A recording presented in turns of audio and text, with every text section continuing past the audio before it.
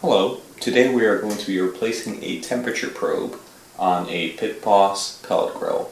Specifically, this is a 600 PS. This grill has seen a lot of use. It's about 2.5 years old. Recently, the temperature that is displayed on the grill has begun to climb uncontrollably and display that it's overheating when it isn't actually. Contacting Pit Boss, they actually sent a free new temperature probe, which is that probe right over there, to replace. Now, to give you an idea of what we will be replacing, here's the new temperature probe that Pit Boss sent over. It looks nice and new. It's got a braided cable with a little connector that will need to be plugged in. Step 1 is, of course, to make sure that your grill is unplugged. Step 2 is to remove these 8 screws in order to be able to access the control board that's underneath the grill here. It's a Phillips drive for all of these. You can use a screwdriver. I'm going to use a power driver to be quick.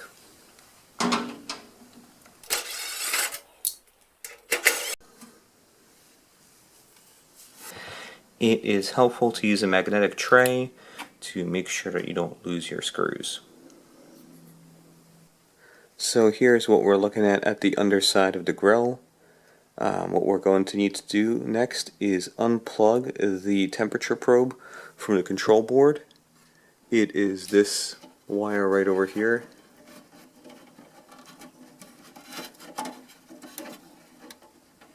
And you're going to unplug that. Now, in order to get this wire to be accessible like this, you may have to clip some cable ties.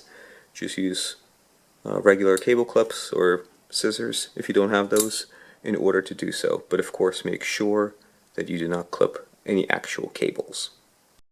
Okay, so I'm going to push down on this one like that, and then pull on these two simultaneously to unplug the connector.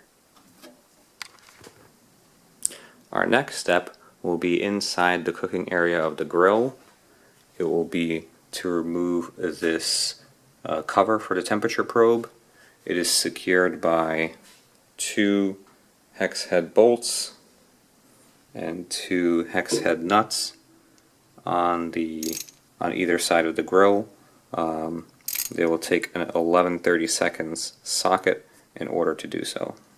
Okay, of course, take care not to drop the nut into the grill, as you will have more work to do to find it. I'm going to leave this magnet right underneath it just in case.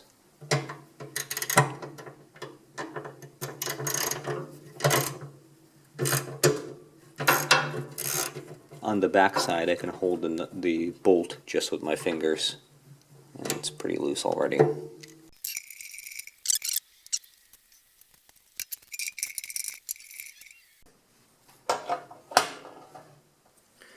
Remember to put them into a safe place where you will not lose them. To take the cover off here, you might need to pry a little bit. There we go. I just used a old screwdriver that I had, a flat blade, in order to do that. Now when you pull it out,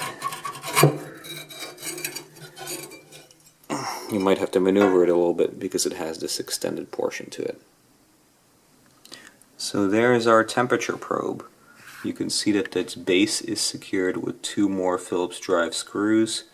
There could be nuts on the underside, so I'm going to remove this grate and shift it to the side in order to make sure that I don't drop those nuts. Now I'm going to take my ratchet again with the 11/30 seconds socket still on it, and I'm going to remove those nuts.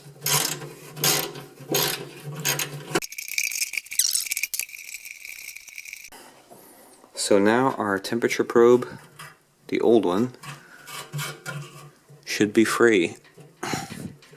You may need to give it some encouragement to break free.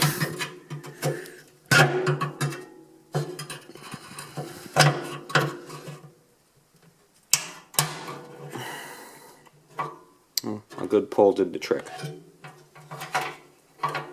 Now don't pull it out just yet, because it might be hard to feed the wire back through the hole.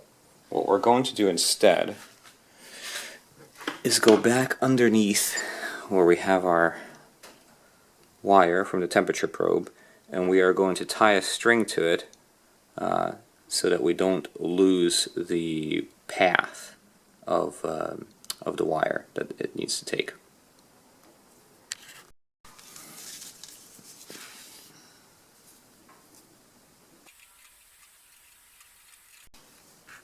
Now we're ready. I'm going to go to the other side and start pulling on the probe.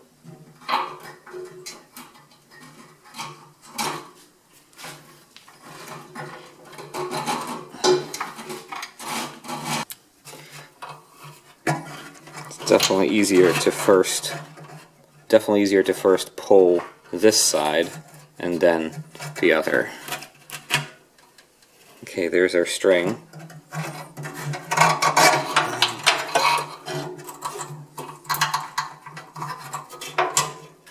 Okay, now we're going to cut the string off.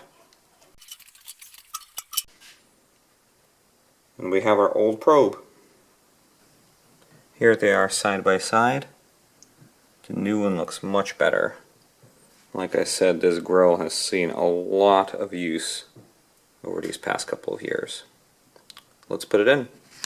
Going back to our interior of the grill, we are going to tie that string to the new probe.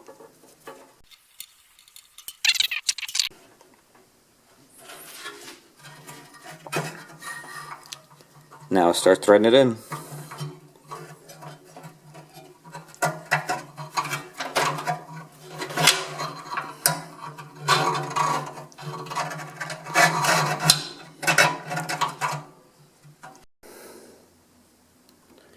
I'm going to use my left hand to pull the string on the underside, and on the right, in my right hand, I'm going to guide the probe.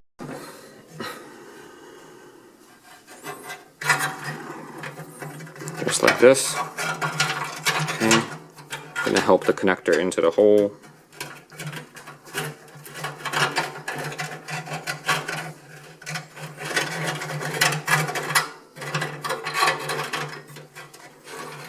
Where the bends in the wire are, just try to straighten them as it's going in.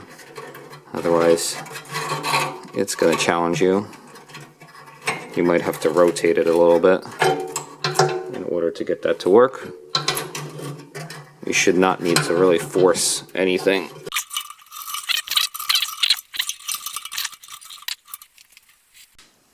Now I'm going to take those nuts and bolts from before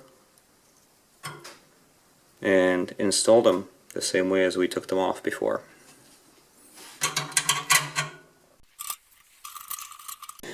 Do take your time with this, especially in the beginning of getting the nuts on, because if they're rusty, then they might have the tendency to not be going on straight, and you don't want to really be forcing anything too much to not damage anything. I only need this socket here at the end just to tighten everything up at the very end.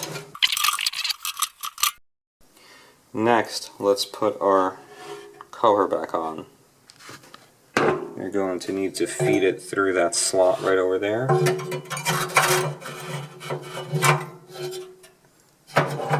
And then put your nuts and bolts in where they were before.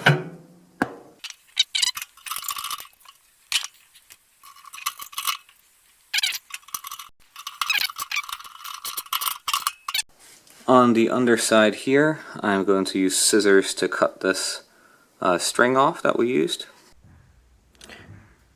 On the underside of the grill, we're going to plug the connectors in. The side with the little pointy part is going to go in to the side that has the lever. So you're just going to push them together. Just like that until they're all the way connected. Now tuck this wire in so that it's out of the way. and not hanging straight down.